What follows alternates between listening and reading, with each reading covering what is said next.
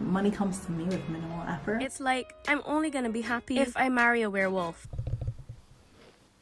Hi hookies, bookies, people who like to read, people who do not like to read. I see you. I am Cara Michaela and welcome to Hooked on the Books. This week on Hooked on the Books, we are reading The Alchemist. Insert picture here. Right. So The Alchemist was first written in Portuguese in 1988 by Paulo Coelho. Yes, that's right. I hope I'm saying his name right, but I am saying Paulo right. So I feel as if you have to Google it, you will find it. Type in The Alchemist, you'll definitely find it. You know, people aren't using the word alchemist that often. Anyways, right. And then it was written in 1988 in Portuguese because Paulo Coelho is Brazilian, and then in 1993 it was translated into English 2 years before my birth. The birth of a champion. I know that's right. Anyways, so let's get into what it is about. The Alchemist is about this boy named Santiago. He's gonna find some treasure. Okay, so he meets this king, and this king is like, yo, let me give you 2 rocks. You're gonna find this treasure. Let me give you 2 rocks. Follow the omens, follow the rocks. You know, yeah, like he used them as like, you use them. It's about a lot of things. Okay, no, let's be serious. Santiago is looking for some treasure because this king told him that he's gonna find some treasure. That's what he's gonna do. He's a shepherd at first. He wanted to explore the world. So he's like, oh my god, let me be a shepherd because shepherds have to go a lot of places. So then he got to go a lot of places in Spain. And then they're like, oh my god, you have some treasure in Egypt. Maybe you should go check it out. Try to get your treasure that's at the pyramids. Yay! So Santiago's like, all right, I'm gonna go on this adventure. And along the way, he meets the king, like I told you. He meets an alchemist, which that makes perfect sense. He also meets this lady that he loves, and he also meets this gypsy lady. Okay, so the gypsy lady is like, yo, you gonna find some treasure, and don't worry about paying me. No, what you're gonna do is give me a 10 for that treasure when you come back. She was finessing him even from the beginning. Finesse these men, I know that's right. Steal, take. Anyways, so he's promising a 10 for this treasure that he don't even got. That's not good economic business sense. Like, you don't even have this treasure, but you're promising it away. Like, how are you gonna be promising away something you don't even have it already? You know, like, it already discourages you because now you're down. If you're like, now you're like 9/10 into your treasure because you promised a 10th to like this gypsy lady. You know, like, it wasn't making a lot of sense there, but for him, Santiago, but the gypsy lady, I'm happy for her. It's important to be happy for people. Hustlers. I love that. Anyways, so I feel like I say that word a lot. Let's try not to say anyways again. Yeah. So he goes on this journey and he finds out a lot of things about himself. The entire premise of the book is you need to follow your heart. Follow your heart. Right here, what you're supposed to do is within you. You know, your dreams, follow your dreams. Figure it out. Get to your dreams. That's the whole idea. And I love a book like that. I feel like everybody has read The Alchemist. Did I tell you that? Everybody has read The Alchemist. If you've never heard about The Alchemist, where have you been, Patrick? Where have you been, Patrick Star? Like, under a rock? Honestly, everybody has heard about The Alchemist or know somebody who's read it because it was that popular. So I thought to myself, I gotta get in on this, you know? It's only right, obviously. I gotta read it for y'all. So, obviously I picked it up. It's short. It's very short. So that was also a determining factor because I'm not the biggest fan of reading yet, but we are getting there and we're going to get there with the tips too on how to help you to enjoy reading. Yeah. So, I don't remember what I was talking about. This is embarrassing. Dream, follow your dreams. Yeah, everybody read the book. Follow your dreams. It was like, it was an okay book. I'm not gonna lie. Did I absolutely love it? This is my opinion. Don't let me telling you that I think it was an okay book stop me from reading it. Because I mean, millions of other people loved it. It was like a bestseller for like how long? I don't know. But I don't think it was revelatory. I didn't love it. It was alright for me. But I absolutely always love a book that's gonna tell people follow your dreams. I guess don't give up. Everything in the universe is working to help you fulfill your dreams. I love that message. It's positive. So here we are. So let's talk about some key things about the book that I enjoyed personally. I want to get to my favorite point. We're not even gonna waste time. My favorite point in the book. Let me get this paper and to tell you about it because I don't want to get it wrong. Right. The simple things are also the most extraordinary things, and only the wise can see them. That's my favorite theme going through the book. And let me tell you why. Let's get into it. Sometimes it's so hard to see that the simple thing, we are blessed daily by just the simple things.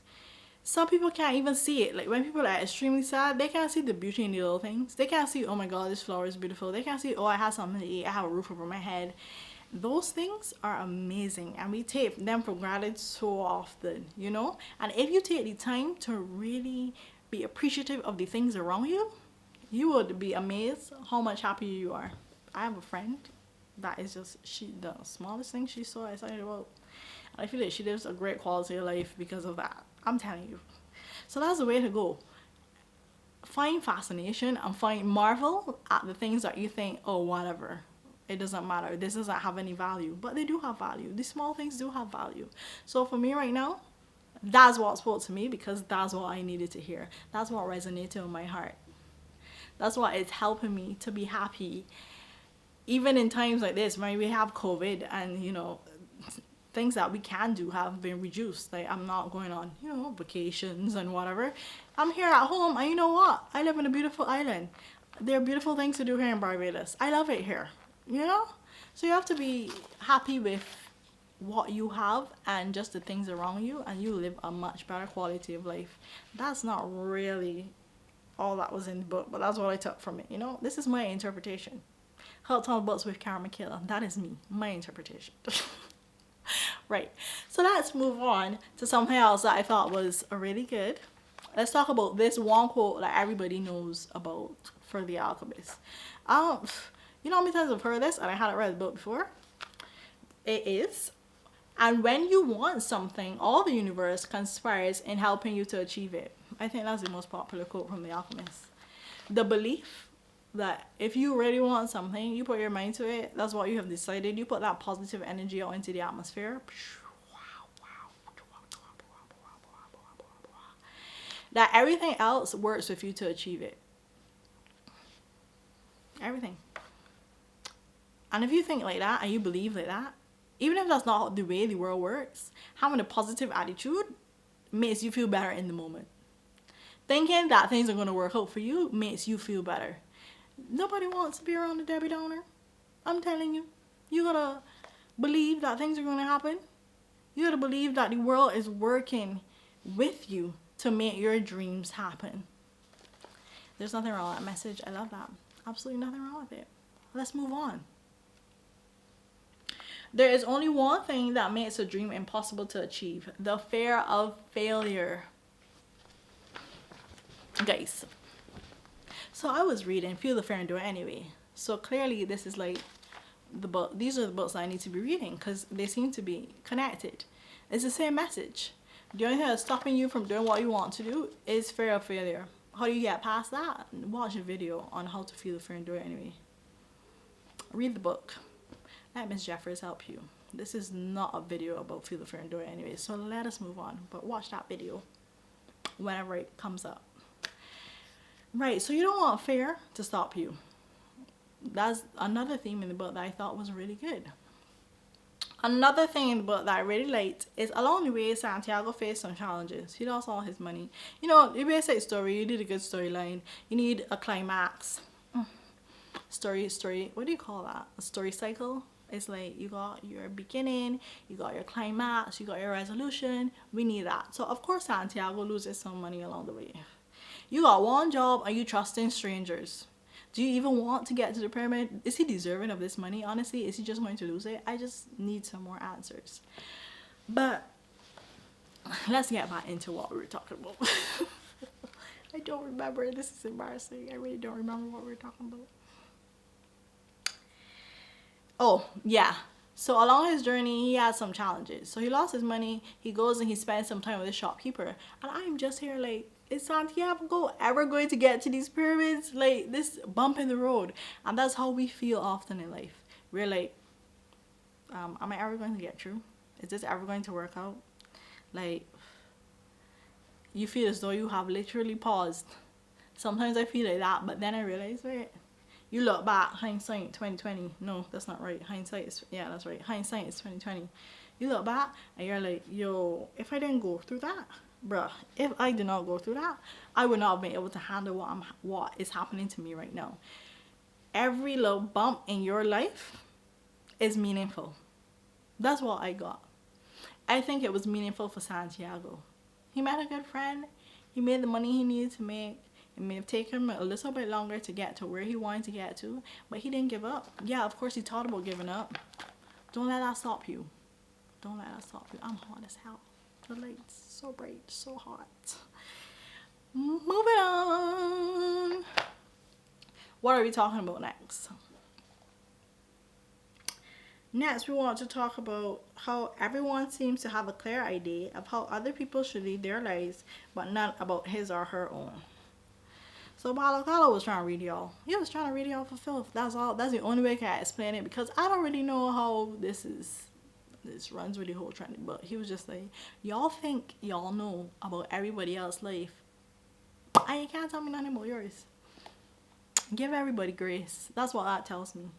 Give people the space to learn. Give people the space to fall down. And you don't know about your life. I don't know about my life. We're all just trying to, fiddle around in the dark. It's pretty dark. It's pretty dark, yeah. Give everybody the grace to figure things out.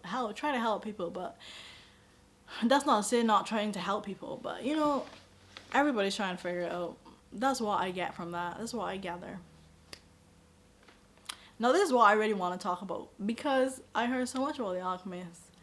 I just want to give y'all my overall opinion, and to tell you that I think it was a bit overrated. That's the truth. But would I still tell you to read this book? Is it easy reading? 100%. Should you read it? 100%. Like, it's great for what it is. It's great for what it is. And some people loved it so much. How would you know if you don't like it, if you don't try it, Read the book. Read the darn book. Read the book. Read The Alchemist. That's it. Thanks for coming today. This has been Hooked on Books with Cara Michaela. See you next time. Bye.